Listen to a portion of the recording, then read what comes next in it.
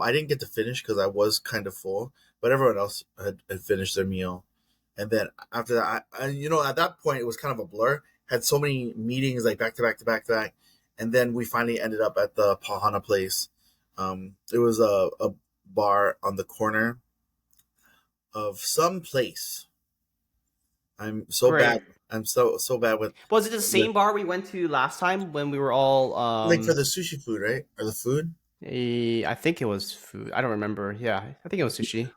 Yeah, I want to say yes because the ambiance felt very similar.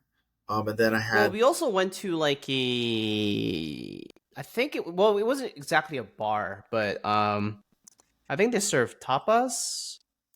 yeah, there was It bar was food. like it was you, me, Carrie, and Nicole only.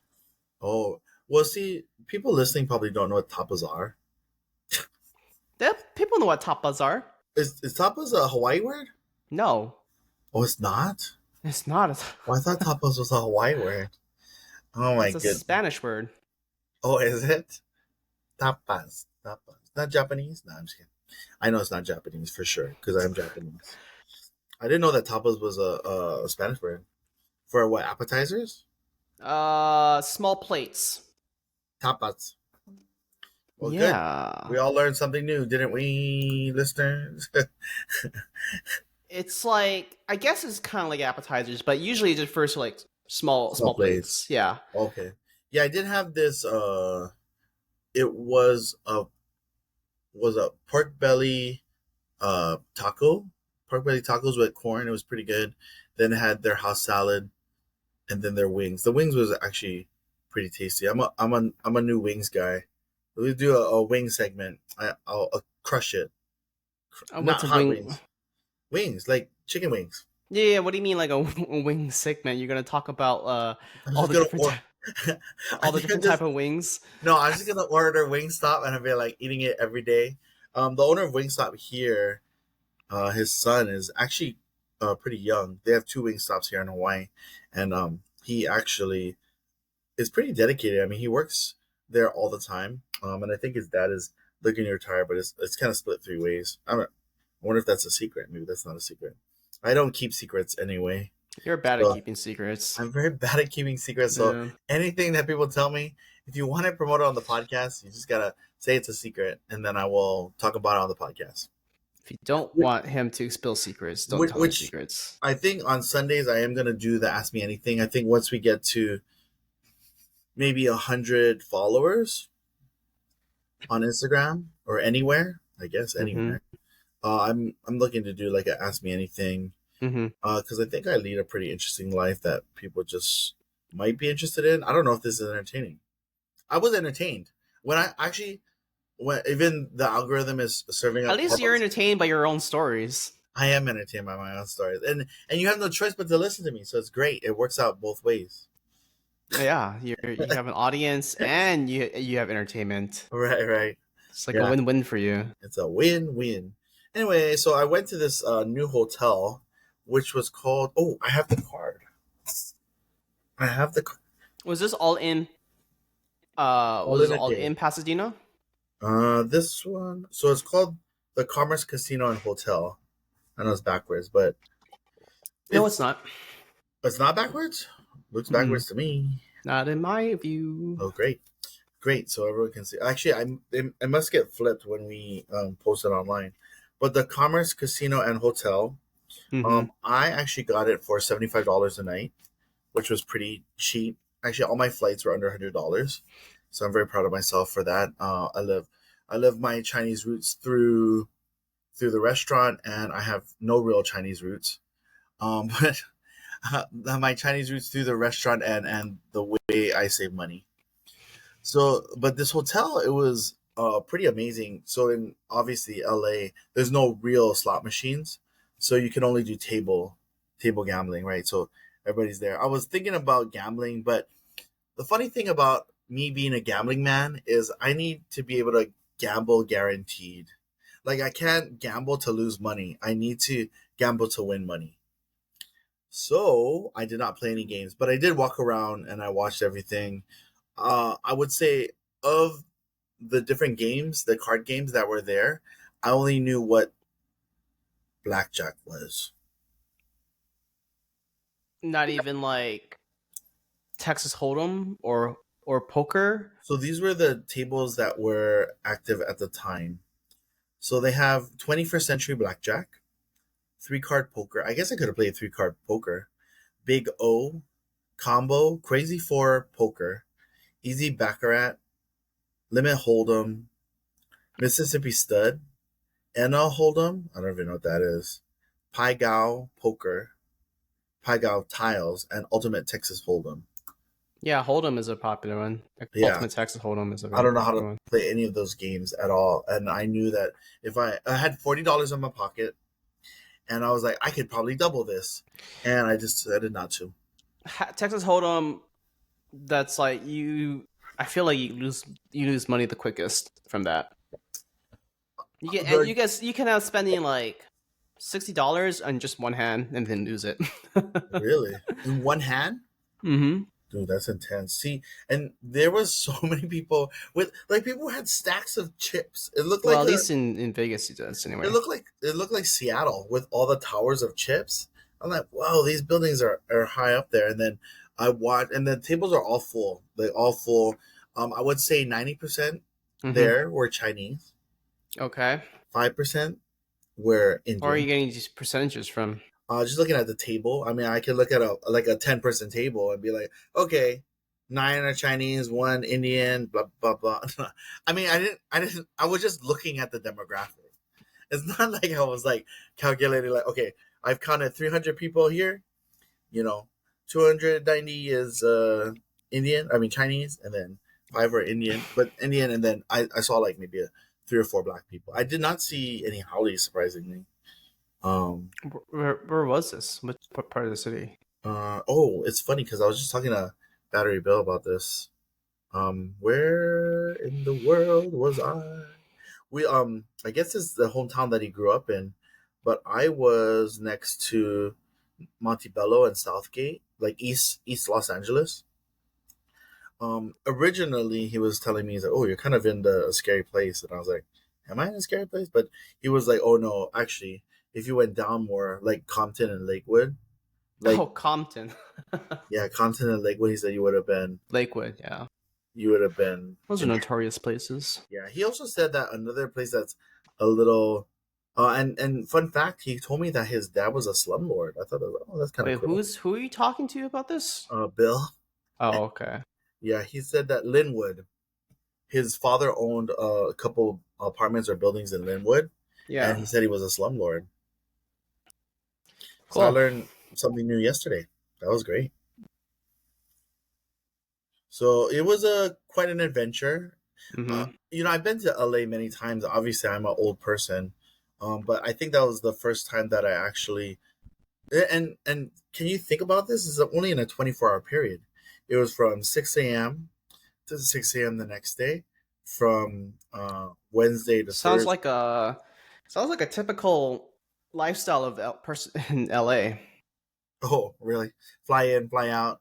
No, well, not the fly in, fly out part, but like the 24-hour day schedule. Because like Oh, wait, wait. usually it's Traffic. like yeah, well, it's like you once you leave your house for the day, you're pretty much out for the entire day. Right. And Mm-hmm. that's pretty much what it was. It was like leaving, stuck in traffic, work, work, lunch, work, Mm-hmm. and then Pauhana, or, what they call it in America, happy hour? Happy hour? Okay. Happy hour, Yeah, sure. we had happy hour, and then after that, we did go to Trader Joe's, which I would love to say that Hawaii does not have a Trader Joe's, so I'm glad I represented. They have these really cool passion fruit snacks. It's like Yeah, dried passion fruit. I ate three of them, three of course. packages, three packages. I got, I had 152% of my daily value of added sugar. It's a lot of sugar. I know. But I mean, and the saddest thing is I didn't get a chance to burn it off because I was stuck on a plane. So that's Mm-hmm. probably what made my feet sore because You're you're stuck on not. a plane. Well, I mean, I hear that. I mean, the funny thing is, I feel like everything's so self-diagnosed when it comes to ailments, like issues. Like I I feel like salt, sugar creates neuropathy on my feet. Well, sitting down for the entire day also does that to you too. Oh, like makes your feet numb. Yeah, like my feet go. Well, okay, mine's different. Like my knees and my feet hurt. My knees hurt because the seat doesn't fit, and my knees are touched up This- against the seat, the Oh, edge like of you it. mean hits the table, hits the desk. Yeah, yeah. Like I can't. Like I don't. I'm not tall, but I don't necessarily. Sometimes some seats on the planes like are really small, and so I don't necessarily fit like completely comfortably in my seat. So my knees stick out.